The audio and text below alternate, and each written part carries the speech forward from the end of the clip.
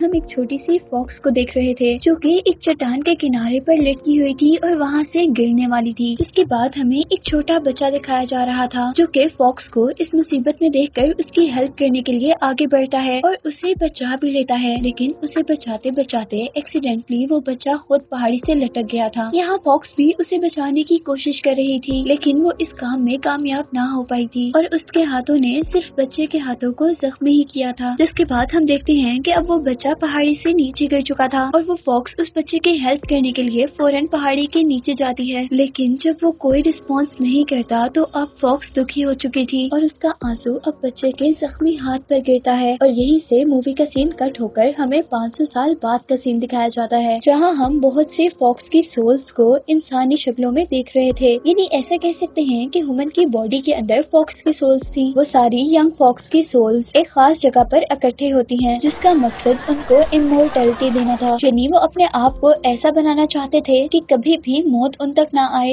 यानी वो कभी ना मरे। और अब यहाँ पर हम एक और फॉक्स सोल को देख रहे थे जिसके पास टिकट नहीं थी, इसीलिए वो टेम्पल के अंदर नहीं जा सकता था। उसके अंदर न जाने की वजह से जहाँ वो भी उदास था वहीं उसके दोस्त भी उसका मजाक उड़ा रहे थे क्योंकि उनको लगता था कि वो कोई भी काम नहीं कर सकता। और अब यहाँ पर एंट्री होती है 9 टेल फॉक्स की जो कि कुछ ही देर में एक ओल्ड मैन में ट्रांसफॉर्म हो चुका था और वही उन फॉक्स सोल्स के ट्राइब का चीफ था। चीफ इन सारी फॉक्स को बता रहे थे कि फॉक्स सोल्स को पावरफुल होने के लिए और इमोर्टल होने के लिए एक खास ऑब्जेक्ट की जरूरत होती है जिसे एलेक्सर ऑफ सोल्स कहते हैं जो कि उनकी ह्यूमन बॉडीज के अंदर पाया जाता है। वो लोग अब अपना रिचुअल परफॉर्म करना शुरू करते हैं और बहुत सी फॉक्स टेल्स के पास उनकी ह्यूमन बॉडी के अंदर से उन्हें ब्लैक एलेक्सर मिलता है, यानी वो चीज जो उन्हें पावर देगी। लेकिन ब्लैक एलेक्सर उनके किसी काम का नहीं था, जबकि उनमें से एक लड़की जिसका नाम अजी है उसे रेड एलेक्सर मिलता है जिससे वो 5 टेल फॉक्स में चेंज हो चुकी थी। यानी अब वो बहुत ज्यादा पावरफुल हो चुकी थी और ओल्ड मैन अब उन सबको बता रहे थे कि नेक्स्ट मंथ एक ऐसा दिन आएगा जिस दिन तुम लोग व्हाइट एलेक्सर को पा सकोगे, जिसको पाते ही फॉक्स 9 टेल फॉक्स में ट्रांसफॉर्म हो जाती है और 9 टेल फॉक्स को सबसे स्ट्रॉन्गेस्ट फॉक्स माना जाता था। इसी के साथ वो ओल्ड मैन ये भी बताता है कि वो व्हाइट एलेक्सर हजारों साल बाद एक मर्तबा किसी को मिलता है जिससे वो 9 टेल फॉक्स में ट्रांसफॉर्म होते हैं। जिसके बाद हम वहाँ पर सारी फॉक्स सोल्स को एक बहुत पावरफुल स्टोन के आगे देख रहे थे और इस स्टोन ने असल में उन्हें उनके मिशंस देने थे। इधर ही हम दोबारा उस फॉक्स सोल को देख रहे थे जिसके पास इस टेम्पल में आने की टिकट नहीं थी, पर वो किसी न किसी तरह इस टेम्पल में पहुंच गया था और वो भी अब उस मैजिकल स्टोन के आगे अपना हाथ करता है ताकि उसे भी कोई मिशन असाइन किया जाए। चाहे उसके हाथ पर बाकी स्टूडेंट्स की तरह पूरी बात नहीं लिखी गई थी, लेकिन फिर भी वो इस बात पर खुश कि चलो कुछ तो लिखा गया है। और अब उस सेरेमनी के बाद चीफ उसे एक साइड पर लेकर जाते हैं। वो उसे कहते हैं कि तुम्हारे हाथ पर जो लिखा गया है तुम्हें पता है कि उसका मतलब क्या है। इस बात का वो जवाब देता है कि नहीं, मुझे कुछ नहीं पता। और वो उससे कहते हैं कि तुम नेक्स्ट मंथ 9 टेल फॉक्स बन सकते हो। जो बात सुनकर वो बहुत ज्यादा खुश हो गया था, लेकिन ये खुशी उसकी चंद सेकंड की ही थी जब चीफ उसे बताता है कि वो मजाक कर रहा है, जबकि उसके हाथ पर जो लिखा गया था उसका ये मकसद बिल्कुल भी नहीं था। चीफ उसे बताते हैं कि उसे कभी भी कोई एलेक्सर नहीं मिल सकता, जिसका मतलब है वो कभी भी इमोर्टल नहीं हो सकता और ना ही उसके पास किसी किस्म की पावर्स आ सकती हैं। और साथ ही चीफ उसे ये भी कहते हैं कि अगर तुम अपनी असल शक्ल में वापस नहीं आना चाहते तो तुम्हें अपना बहुत ख्याल रखना होगा। और अब उसे इस काम के लिए चीफ एक नाइफ भी देते हैं जिसको लेने के बाद अब 13 यानी ये फॉक्स सोल अपना एलेक्सर ढूंढने चला जाता है और जाते जाते वो चीफ से उनका खास स्टोन भी चुरा कर ले गया था। और उसके जाने के बाद अब चीफ उसके लिए बहुत ज्यादा परेशान थे क्योंकि उन्होंने 13 जैसे बहुत से स्टूडेंट्स को अपना एलेक्सर ढूंढते हुए मरते देखा था और वो अपने एक आदमी को 13 का ख्याल रखने के लिए उसका पीछा करने को कहते हैं क्योंकि वो इतना ज्यादा पावरफुल नहीं था कि वो अपना एलेक्सर खुद ढूंढ सके।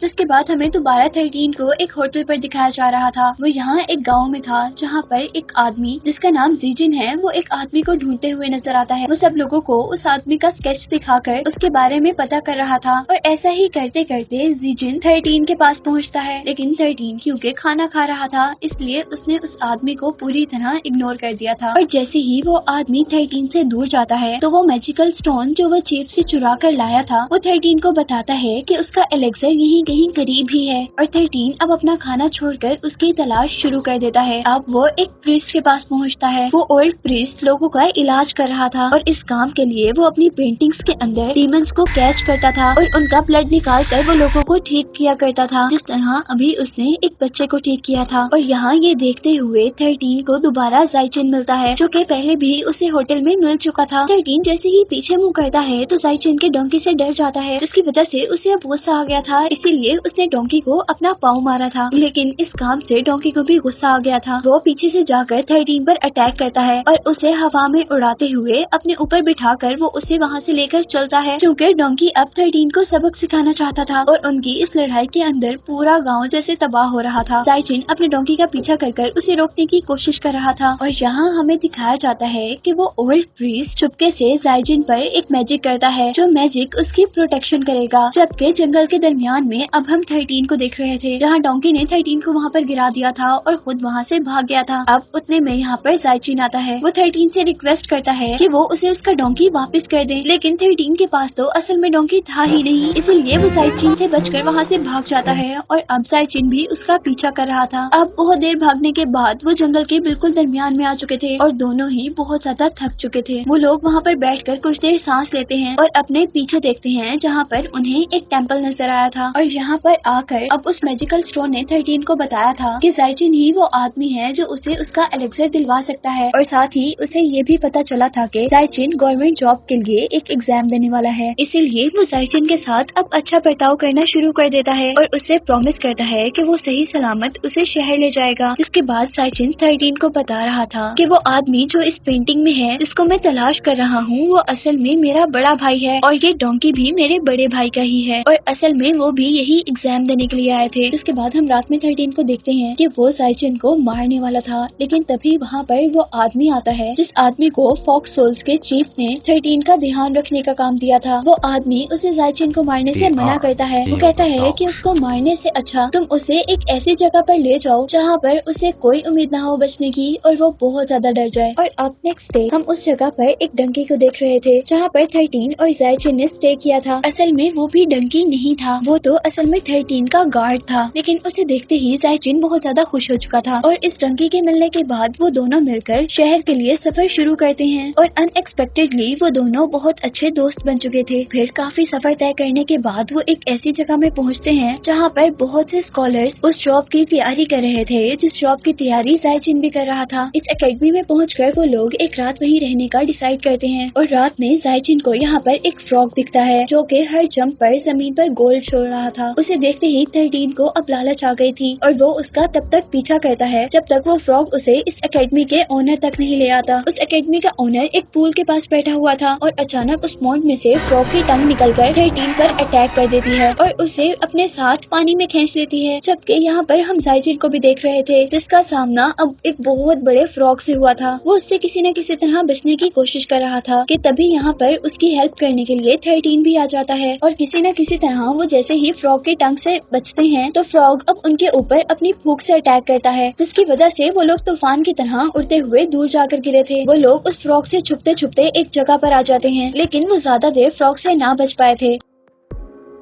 और अब 13 के ऊपर फ्रॉग अटैक करते हुए उसे अपने अंदर इनगल्फ कर लेता है और जाइचिन ये देखकर वहाँ से भाग गया था। और अब हम पर रिवील हुआ था कि असल में ये फ्रॉग कोई डीमन नहीं है, बल्कि 13 अपने गार्डियन के साथ मिलकर जाइचिन को डराने की कोशिश कर रहा था। और अब यहाँ पर दोबारा जाइचिन अपने फ्रेंड की हेल्प करने के लिए अपने हाथ में आग लेकर आया था, जिसकी वजह से वो दोनों दोबारा फ्रॉग में ट्रांसफॉर्म हो गए थे। वो यहाँ पर अपने फ्रेंड को बचाने के लिए आ गया था और जैसे ही वो फ्रॉग अपनी टंग को बाहर निकालता है जाइचिन को भी अपने अंदर खींचने के लिए, तो वो फ्रॉग की टंग को ही आग लगा देता है, जिसकी वजह से उसका पूरा मुंह जल गया था और उसके रिजल्ट में उसने 13 को अपने मुंह से बाहर फेंक दिया था। जिसके बाद अब हम उन लोगों को बोट पर सफर करता हुआ देख रहे थे और यहाँ गार्डियन 13 से कहता है कि हमें कॉन्ग शहर जाना चाहिए, जहाँ पर एक ऐसी लड़की है जो तुम्हें तुम्हारे एलेक्सर का कलर बता सकती है। और यही हम देखते हैं कि जहाँ पर वो बैठकर दोनों बातें कर रहे थे वहाँ पर जाइचिन भी एकदम से आ गया था, जिसे देखते ही वो गार्डियन पानी में जंप कर देता है और एक डंकी एनर्जी में ट्रांसफॉर्म होते हुए दोबारा उनकी बोट में चढ़ जाता है। जिसके बाद 13 अब जायचिन को अपनी असलियत बताता है। वो उसे बताता है कि वो कोई इंसान नहीं है बल्कि वो एक फॉक्स सोल है। और ये बात सुनकर जायचिन अब बहुत ज्यादा डर चुका था, लेकिन यहाँ पर 13 उससे प्रॉमिस करता है कि वो उसे नहीं खाएगा। जिसके बाद जायचिन भी खुशी खुशी उस पर ट्रस्ट कर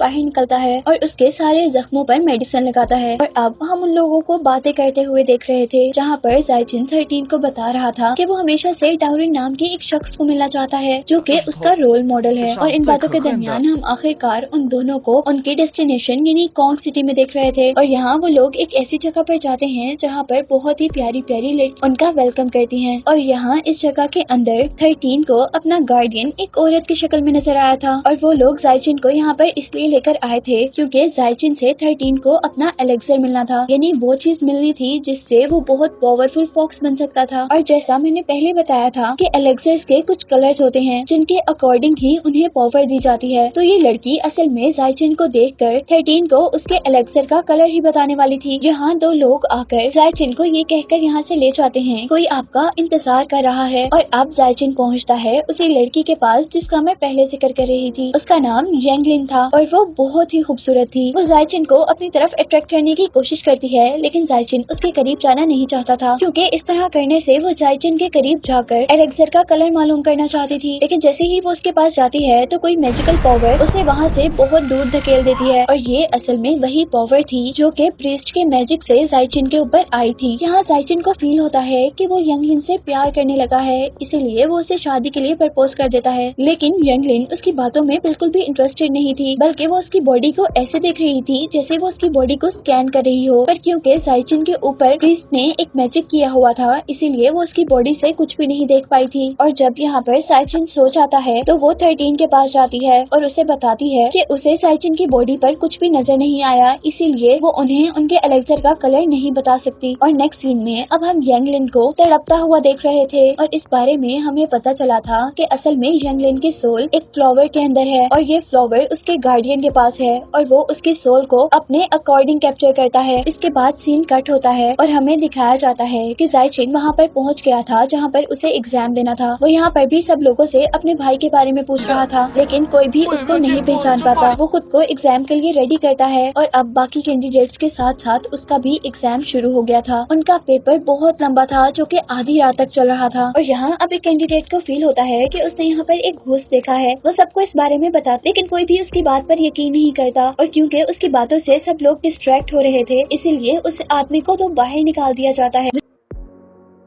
इसके बाद हमें यहाँ पर यांगलिन को दिखाया जाता है, यानी वही लड़की जो 13 को उसके एलेक्सर का कलर बताने वाली थी। वो एक ही झटके में 13 की बॉडी से उसकी सोल को अलहदा करती है। वो 13 को बता रही थी कि उस स्टूडेंट के कहने के अकॉर्डिंग यहाँ पर असल में एक घोस्ट था और उस घोस्ट ने यहाँ पर बहुत से स्टूडेंट्स की सोल्स को कैप्चर कर लिया है और उन स्टूडेंट्स के अंदर जायचिन भी है। यांगलिन 13 से कह रही थी कि ये सबसे बेस्ट टाइम है जिस टाइम में तुम्हें एलेक्सर मिल सकता है। वो कहती है कि क्योंकि जायचिन की बॉडी में उसकी सोल भी नहीं है, इसलिए तुम आसानी से जायचिन को मारकर उसकी बॉडी से अपना एलेक्सर निकाल सकते हो। और अब यहाँ पर हमें जायचिन को दिखाया जा रहा था जिसको घोस्ट की शक्ल में उसका भाई मिला था। लेकिन इससे पहले कि वो अपने भाई से कुछ कह पाता, उसका भाई एक इवल घोस्ट में चेंज हो जाता है। और यहाँ पर अब जायचिन की हेल्प करने के लिए उसका फ्रेंड 13 आया था। हालांकि 13 जायचिन को अपने एलेक्सर के लिए मार भी सकता था, लेकिन क्योंकि 13 दिल का बिल्कुल भी बुरा नहीं था और वो अपनी दोस्ती को भी बचाना चाहता था, इसीलिए वो अब जायचिन की हेल्प कर रहा था उसे मारने के बजाय। लेकिन 13 की इस हेल्प से जायचिन का कोई फायदा नहीं होता और वो दोनों ही एक अजीबोगरीब ट्रैप में फंस जाते हैं। और इस ट्रैप के अंदर अब जायचिन को कहीं दूर लेकर जाया जा रहा था, जबकि जायचिन के भाई के बारे में हमें पता चला था कि ये एग्जाम जो कि जायचिन भी देने आया था और हमें मूवी में पहले भी बताया जा रहा था कि जायचिन का भाई भी इसी एग्जाम की तैयारी कर रहा था और इसी एग्जाम को देते हुए वो इसी एग्जामिनेशन रूम में ही मर गया था। इसी वजह से वो यहाँ पर एक इवल घोस्ट में चेंज हो गया था। यहाँ पर 13 पर एक और इवल स्पिरिट अटैक कर देती है, जबकि जायचिन की सोल जायचिन का अपना भाई एब्जॉर्ब करने लगा था। लेकिन यहाँ अचानक एक मैजिक होता है और जायचिन के भाई को अपना पास्ट याद आ जाता है और उसी पास्ट को देखने की वजह से उसने अपने भाई को भी पहचान लिया था और वो अब उसे छोड़ चुका था। जिसके बाद अब हम देखते हैं कि 13 और जायचिन की सोल्स उनकी बॉडी में वापस आ चुकी थी। और यहाँ पर जायचिन 13 से कहता है कि अब तुमने मुझसे झूठ नहीं बोलना। वो पूछता है कि बताओ क्या तुम मेरे पीछे एलेक्सर एलेक्सर के लिए आए हो। और इसी के साथ जाइजिन कहता है कि अगर तुम इसलिए आए हो तो ठीक है, मैं तुम्हें अपनी जान कुर्बान कर कर एलेक्सर देने के लिए तैयार हूँ। लेकिन अब 13 को ये नहीं चाहिए था, बल्कि 13 यंगलिन को फ्री करना चाहता था। और यहाँ हम पर यंगलिन की असल सच्चाई रिवील होती है और हमें पता चला था कि वो एक लड़की बहुत ही खूबसूरत घोस्ट है और घोस्ट बनने से पहले वो लड़की एक ऑर्फन थी, यानी उसका इस दुनिया में कोई भी नहीं था। इसीलिए लोगों ने उसका बहुत गलत इस्तेमाल किया, जिसके नतीजे में उसने अपनी जिंदगी से तंग आकर अपने आप को ही खत्म कर लिया था। और मरने के बाद वो एक ऐसे घोस्ट में चेंज हो गई थी जो घोस्ट इंसानों का दिल खाया करते थे और अपनी ब्यूटी को प्रिजर्व करने के लिए यानी बरकरार रखने के लिए वो लोगों का ब्लड पिया करते थे। और अब यंगलिन की सच्चाई जानने के बाद जाइजिन 13 की हेल्प करने को मान जाता है, यानी अब वो यंगलिन को इन सब चीजों से फ्री करना चाहता था। इसीलिए वो यंगलिन के पास जाता है और उसे प्रपोज करता है। लेकिन यंगलिन यहाँ उसे अपनी वही सच्चाई बताती है जो सच्चाई उसके बारे में 13 ने जाइजिन को बताई थी। लेकिन जाइजिन अभी भी उससे शादी करना चाहता था और आखिरकार यंगलिन भी जाइजिन के साथ जाने पर तैयार हो जाती है और वो लोग भागकर एक ब्रिज तक आते हैं जहाँ पर 13 ऑलरेडी उनका इंतजार कर रहा था। लेकिन यंगलिन को यहाँ पर एक गलतफहमी हो गई थी और वो ये थी कि 13 अभी भी जाइजिन को मारना चाहता है, लेकिन ऐसा तो कुछ भी नहीं था। और अब वो जाइजिन को बचाने के लिए 13 पर अटैक कर देती है और यहाँ जाइजिन यंगलिन को 13 से बचाने की कोशिश करता है, जिसके साथ यहाँ पर एक और फॉक्स डीमन की एंट्री होती है जिसने अपने साथी यानी 13 को बचाने के लिए यंगलिन पर अटैक कर दिया था।